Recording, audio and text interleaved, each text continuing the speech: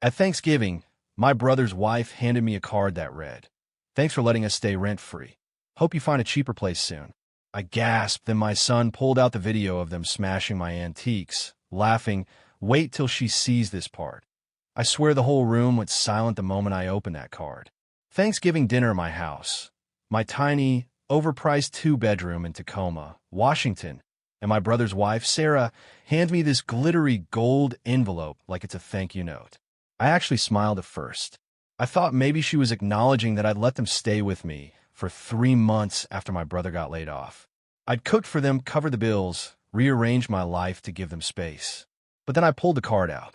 In big, looping cursive, like she thought she was being cute, it said, "Thanks for letting us stay rent-free. Hope you find a cheaper place soon." My stomach dropped. I actually gasped.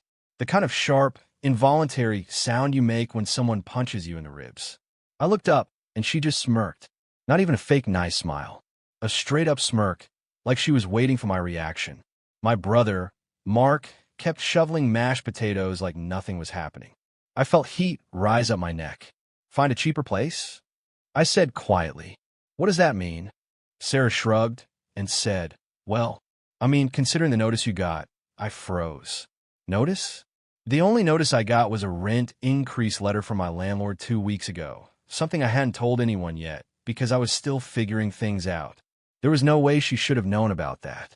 Before I could ask, my 14-year-old son, Caleb, who'd been sitting beside me, pushed his chair back with this slow, deliberate scrape. He looked dead serious, which is not normal for him at all. He pulled his phone out, opened a video, and set it on the table between the gravy boat and the rolls. "Actually," he said, staring straight at my brother and Sarah, "we should show her this first." Sarah's face twitched. Just a flicker, but I saw it. Mark actually stopped chewing. I looked at the screen. The video started with someone recording my living room. My living room from 3 weeks ago, when I was working a double shift at the hospital. On the video, I saw Sarah holding one of my late mother's antiques, a porcelain figurine she collected for decades, the one I kept locked inside cabinet. The one she told me she was afraid to even dust because it looked old and fragile. Except in the video, she wasn't afraid of it at all. She lifted it, laughed, and said, "Watch this." Then she smashed it. Hard. Pieces flew across the hardwood floor. My brother laughed in the background. Not just laughed, cackled. Like it was the funniest thing he had seen all year. I felt my mouth go dry. My hands started shaking so badly I had to press them against my legs. My son whispered, "Wait till she sees this part." He dragged the video's progress bar forward. The next scene showed them in my bedroom. Mark sitting on my bed, Sarah digging through my dresser drawers. At one point, she held up a folder of my rental paperwork, the one where the rent increase notice was tucked inside, and she filmed it. Sarah's voice on video. "If she thinks she's keeping this place with that salary, please." Then she tossed the folder behind her like trash. I couldn't breathe. I just stared at them, my own family, sitting at my Thanksgiving table, eating my food, smiling like nothing happened. My voice cracked when I finally asked, Why would you do this?" Mark's face changed. Not guilty, not scared. Something else. Something I didn't understand yet. Sarah reached for her wine glass. And right then, before she could say anything, Caleb said, "Mom, that's not even the worst part. You haven't seen what they did in Dad's room." I felt the room tilt. And that's where everything really began to unravel. Before everything blew up, I honestly thought I was doing the right thing. I thought helping family, my family, was just what you do, especially when life hits them hard. Mark is my little brother by 3 years. We grew up in Puyallup, just outside Tacoma. Our dad died when we were kids, and after that it was mostly just us and our mom. I was the one who helped with homework, packed Mark's lunches, taught him how to drive. I practically raised him in some ways. And even though we're grown now, some part of me still feels responsible for him. That's probably why I let him and Sarah move in without thinking twice. When Mark called me in August saying he got laid off from the construction company, he sounded shaken. He said they needed just a month to get things together. Sarah had lost some hours at her job, and they couldn't pay rent at their apartment in Lakewood anymore. They were going to be evicted. He didn't ask outright, but the implication was clear. I felt bad. I always do with him. So I told them they could come stay with me and Caleb. I figured it would be cramped, but manageable. I made up the guest room for them. I rearranged the storage closet to hold their stuff. I even shifted around my work schedule, so I'd be home more often in case they needed help with transportation. At first, everything seemed fine. Sarah acted overly sweet, always offering to cook dinner or fold laundry, though I noticed it was mostly talk. Mark helped a little around the house, but spent most of the day saying he was job searching, which looked a lot like scrolling on his phone while sitting on my couch. I didn't complain because I thought stress was making him slow. I told myself to be patient, but the small things started stacking up. My food disappeared faster than normal. My utilities spiked. Dishes were left in the sink, even after I asked them not to. They kept inviting friends over without asking, and one of those nights someone spilled wine on my rug and didn't say a word. I only found out because Caleb told me the next day. Still, I let things slide. I keep thinking that's my biggest flaw. I let things slide because I don't want to be the mean one. I didn't want to nag them or make them feel unwelcome. But the one thing that really felt off, like wrong, was the way Sarah kept asking questions about my finances. Not in a curious or concerned way. More like probing. How much do you pay for this place again? Are you still paying off your mom's medical bills? Do nurses get raises yearly? Or only when they switch hospitals? She'd ask these things casually while stirring a pot or scrolling her phone. At first, I just laughed it off, thinking she was making conversation. But Caleb noticed. He'd shoot me a look like, why is she asking that? 3 weeks into their stay, I walked into my bedroom and noticed my closet door wasn't closed right. I brushed it off. Then I noticed one of my dresser drawers was slightly open. At the time, I blamed myself. Maybe I rushed in the morning before work. Maybe I was tired. You can talk yourself out of almost anything when you want peace more than conflict. The real warning sign came when I found my mom's porcelain pieces. Her antiques shifted around. She had collected them her whole life. They were basically the only inheritance we had left from her. I kept them locked in the glass cabinet because they terrified me to break. But the lock was unlatched. Again, I told myself I must have forgotten. I didn't forget. I just didn't want to accept the truth. Back then, I had no clue how deep their betrayal went, or how long it had been brewing. I didn't know the video Caleb showed at Thanksgiving was just the surface, because what they did next wasn't impulsive or petty. It was calculated, and it started long before they ever moved in.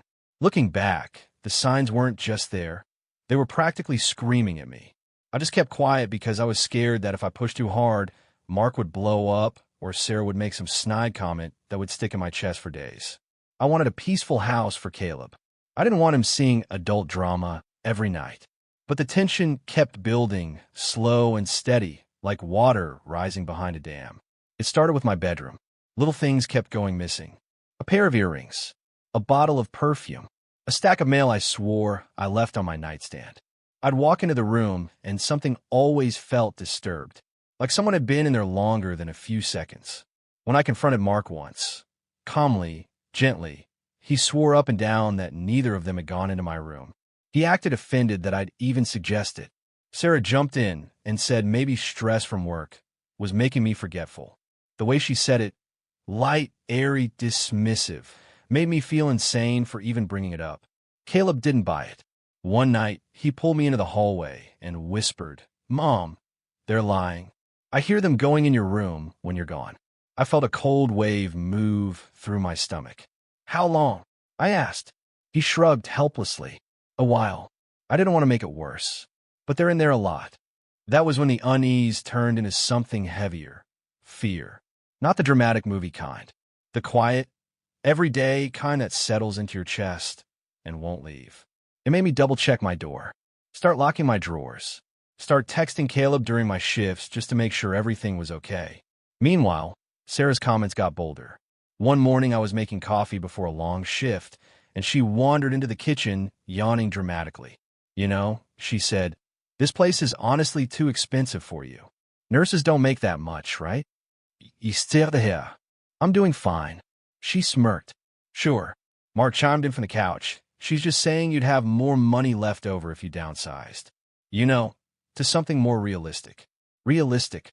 Like I was some irresponsible teenager overspending on a luxury apartment.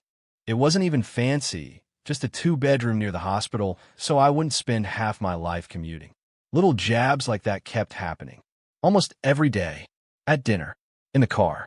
When I walked in the door after a shift. Caleb started spending most of his time in his room with headphones on. He didn't want to be around them anymore.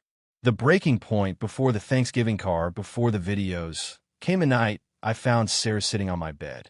I got home late after a 12-hour shift. Caleb was already asleep. I walked into my room, and there she was, legs crossed, scrolling through her phone like she was waiting for me. My chest tightened so fast I couldn't breathe properly. "What are you doing in my room?" She didn't move, didn't apologize, didn't even look embarrassed. Instead, she smiled and said, "You know, it's not healthy to be so protective over things. It's just stuff. Just stuff. My mother's memory. My privacy. My life." I told her to get out. She finally stood, shoulders stiff, muttering something under her breath. She brushed past me on her way out, bumping my arm like it was an accident. I shut the door and just leaned against it, shaking. I felt the panic rising because I knew something was seriously wrong. But I still didn't have proof. I still didn't know about the smashed antiques or the stolen documents or what they were planning. But Caleb did. He'd already hidden his phone. He'd already started saving videos. He'd already started watching them, waiting for the right moment, waiting until Thanksgiving, waiting until I couldn't ignore the truth anymore.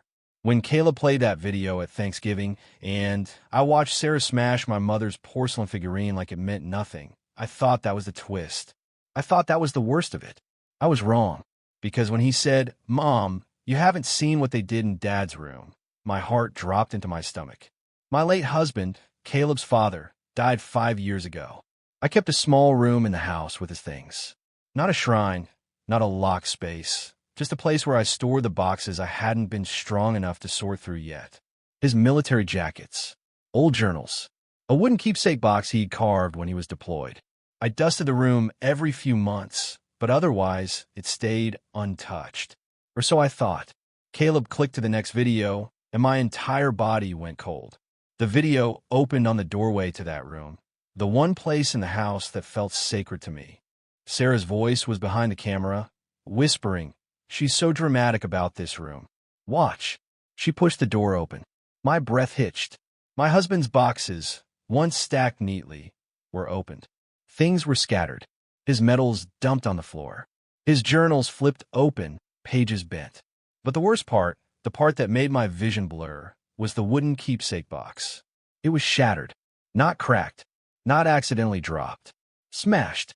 Sarah stepped into frame, holding a hammer. She looked back at the camera and said, "She'll think Caleb did it. Teenagers act out, right?" I heard Mark laugh in the background. "She'll blame him. She always protects him. This'll make her finally kick him into line." The hammer came down twice more, crack, crack, until the box split in two. In the video, Sarah bent down and sifted through the broken pieces. I don't get the big deal. It's ugly. I think the whole room at Thanksgiving heard the sound I made. It wasn't a gasp. It wasn't a cry. It was something deeper, something I didn't know I could make. In the real room, right there at the table, Sarah shot up from her chair. Okay, this is out of context. Out of context." My voice shook so hard I barely recognized it. Mark tried to stand, but Caleb slammed the pause button on the phone. "We're not done." Sarah pointed at him, red-faced. "You shouldn't have been recording us. You had no right. You had no right to be in that room," Caleb said, voice unexpectedly steady. "You had no right to touch Dad's stuff." Mark snapped. "Caleb, stop talking to your aunt like that. She's not my aunt," he spat. I looked at Mark, my brother, the kid I used to walk home from school, and I realized something bone-deep and horrifying. He wasn't shocked. He wasn't remorseful. He wasn't scared about getting caught. He was angry that we found out, because he hadn't expected Caleb to be smarter than him. Caleb hit play again, and then the real twist dropped. The video cut to Sarah holding the folder of my rental paperwork, the one she later mocked in the earlier clip. Except in this footage, Mark was telling her exactly what to look for. "There has to be something in here," he said. "Anything that proves she shouldn't qualify for renewal. If we can show management she's unstable or lying about income, they'll approve us for the unit instead." My heart stopped. They weren't just snooping. They weren't just being cruel. They were trying to steal my apartment. My apartment. The one I worked double shifts to afford. The one where I raised my son. The one I kept after my husband died because I refused to uproot our lives again. Mark said, right there on the video, once they evict her, we move in. It's perfect. Bigger than our last place and closer to my new job. His new job. The one he supposedly didn't have. The pieces snapped together, sharp and brutal. This wasn't desperation. This was a plan. A long, deliberate, disgusting plan. For my own brother. And Sarah wasn't the brains. She was the weapon.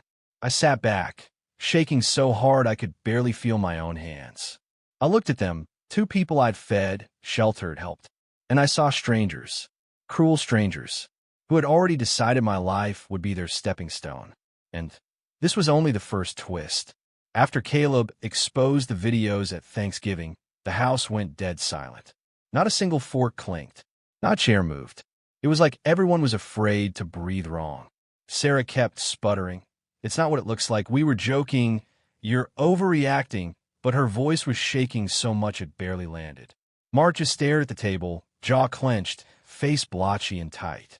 He looked like a kid caught stealing, but instead of guilt, there was something uglier simmering underneath. Embarrassment. Rage. Entitlement. The kind of rage a person feels when the world doesn't bend for them the way they think it should. But I didn't explode. I didn't scream or cry. Something in me shifted right then, like a switch flipped off. It wasn't numbness. It wasn't shock. It was clarity. A cold, razor-sharp kind. I knew if I threw them out immediately, they'd find a way to spin the story. Paint me as unstable. Claim they were kicked out unfairly. And if they already had their eyes on my apartment, I had no idea what else they'd been planning behind my back. I couldn't afford to give them the chance to cause more damage. Legally, financially, emotionally. I needed to not just kick them out. I needed to bury their plan. And protect myself. As soon as they stormed out of my house, Mark shouting, Sarah crying dramatically, I locked the door behind them and turned to Caleb. Do you still have every video? I asked. He nodded. All of them. And screenshots. And timestamps. I kept everything. My kid. My smart, observant, steady kid. Okay, I said. Here's what we're going to do. And that night, retaliation stopped being an emotional reaction. It became a strategy. We uploaded everything. Every video, every screenshot, every text message they'd sent me asking about my rent, every clip of them bragging about sabotaging my apartment application, into 2 separate cloud drives. One under my account, one under Caleb's, and a third on a flash drive I hid in the liner of my purse. If Mark and Sarah tried to spin anything, those videos would handle the truth for me. The next morning, while Caleb slept in, I took the flash drive to the leasing office. I didn't show them the videos yet, just asked a simple question. Has anyone requested information about my lease renewal? The manager pulled up my file and frowned. Yes. Actually, your relatives asked for a copy of your income verification last week. They said they were helping you. Helping. I kept a straight face and thanked her. But inside, something colder formed. They'd been so sure they were going to replace me in that apartment that they'd already started the paperwork. I emailed the leasing office a summary, professional, factual, stating that Mark and Sarah had accessed my personal documents without consent and attempted to interfere with my lease. I didn't accuse them of criminal activity in the email. I didn't need to. I just stated facts and attached a short, clip video as supporting evidence. The manager called me an hour later, saying she'd opened a case with corporate. Very calm. Very serious. That was good. I knew I couldn't just kick them out and hope for the best. People like Mark and Sarah didn't go quietly. They retaliated. They twisted things. So I filed a formal notice to vacate. Yes, against guests. The manager told me it wasn't necessary since they were never on the lease, but she agreed to write a notarized statement confirming I had reported unauthorized occupants. That way, if they tried to claim tenant rights, and I knew they would, they'd have no ground to stand on. Revenge isn't loud. It simmers. It waits for the moment when the truth slices deep and leaves nowhere to hide. And I still didn't know the full truth. Not yet. Because 2 days later, when I thought I had uncovered everything, Caleb found something else on his phone. A video he hadn't shown me. A video that changed everything about why Mark did what he did. A video that revealed the second, darker twist. 2 days after Thanksgiving, I thought the worst was behind me. I thought I knew the full scope of what Mark and Sarah had done. I'd seen the smashed antiques, the invasion of my bedroom, the destruction of my husband's keepsake box, the attempt to sabotage my lease. But then Caleb knocked on my bedroom door late that evening with this tight, worried look on his face. "Mom," he said, "I found another video." My stomach dropped. "Another one?" He bit his lip. "I didn't want to show you until I was sure it mattered. But it does." He handed me his phone, but he didn't press play. Instead, he sat beside me on the bed and said quietly, "You're going to want to sit down for this." "I'm sitting," I said. He shook his head. I mean, emotionally. I didn't understand until the video opened. And suddenly, everything in my life shifted into a new, horrifying shape. The video began with Mark and Sarah inside a car. It was parked somewhere I didn't recognize the street, but they looked tense. Angry. The kind of angry that comes from planning something rotten. Sarah was filming, but her tone wasn't mocking this time. It was scared. "Mark, just tell me what you're going to do," she whispered. Mark rubbed his face hard. "I just need her out. That's it. The second she's gone, everything's fine." My heart pounded. Sarah asked, "But what if she fights it? What if she doesn't believe the documents?" "Documents?" I leaned closer to the screen. Mark snapped. "Then that's why we have backups. The landlord said if she can't prove stable hours, they have to deny renewal." Sarah swallowed. "But the pay stub thing, you really think that'll work?" My chest tightened horribly. "Pay stub thing?" Mark leaned toward her. "I printed new ones. Ones that show fewer hours. All I need is to slip them into her folder," and I froze. I couldn't breathe. He forged my pay stubs. He forged my pay stubs. Sarah whispered, "What about the original ones?" Mark smirked. A cold, ugly smirk I had never seen on his face before. Already taken care of. My mind raced backward. The missing paperwork. The unlocked drawer. The folder out of place. It wasn't absent-mindedness. He stole my original pay stubs and replaced them with fake ones to sabotage my lease. But the video wasn't done. Sarah said, "This is risky. If she finds out." And then Mark said something I will never forget for as long as I live. "She won't. She trusts me. She always has. And even if she gets suspicious, she doesn't have the guts to fight back. She never has. Not since Mom died." I felt like someone punched through my ribs. Then he added, quieter but venomous, "She took everything when Mom passed. The house sale money should have been split. She got all because she was the favorite. This is just balancing the scales." I stared at the screen, frozen numb. I didn't take anything. I paid for Mom's hospice care when he disappeared for months. I absorbed the debt he refused to help with. The money he thought I had? It went to bills he never touched because I was the only adult in the room. But to him, the story was different. The story he built in his head was that I stole something from him. And this, destroying my home, sabotaging my lease, trying to push me out, was his payback. Sarah ended the video by whispering, "And if she doesn't leave?" Mark looked directly into the camera and said, "Then we'll make her." I felt ice spread through my veins. This wasn't petty. This wasn't desperation. This was spite. Deep, calculated spite. And suddenly, everything made sense. Why they targeted my apartment. Why they watched my finances. Why they dug through my things. Why they tried to destroy the one place I'd built after losing my husband. This wasn't about needing help. This was about punishment. Punishing me for a version of reality Mark invented. I sat there shaking, Caleb's hand gripping mine. And for the first time in my life, the grief of losing my mother and my husband and years of swallowing conflict hardened into something sharp. Resolve. Because now I knew the truth. Now I knew why. And the reason, the real reason, was colder than anything I'd imagined. When I finally absorbed what Mark said in that last video, she took everything. Mom loved her more. This is just balancing the scales. I realized the truth wasn't just cruel. It was deranged. The next morning, I sat alone in my living room with a cup of cold coffee I never actually drank. Caleb was at his dad's parents' house for the weekend, and the quiet made the whole apartment feel heavier, like the walls were holding their breath.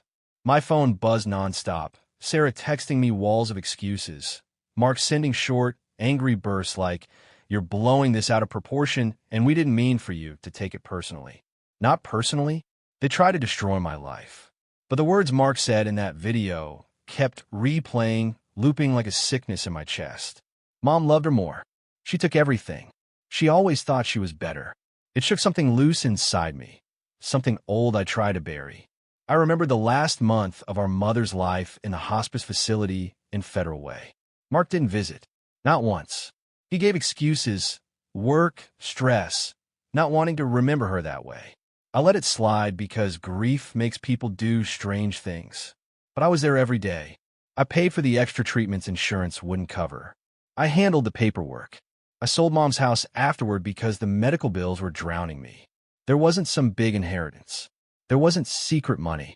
Every dollar went to keeping our mother comfortable while she died. I thought Mark understood that. But the truth, his truth, was ugly in a way I didn't expect. That night, I got a voicemail from my aunt in Spokane. She's one of the only relatives who still talks to Mark's side of the family. Her voice sounded uneasy. I talked to Mark, she said. He told me you kicked him out because you're finally showing your true colors and you're hoarding Mom's money. I didn't believe him. But, honey, his version is twisted. He genuinely thinks you owe him something.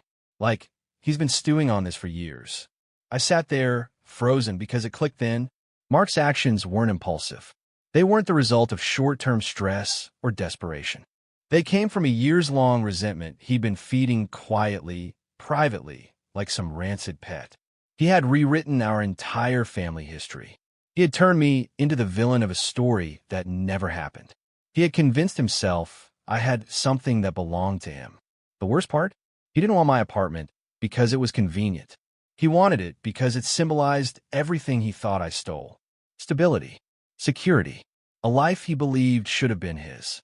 He thought pushing me out, ruining my lease, destroying my belongings, breaking the keepsake box from my husband, would level the playing field.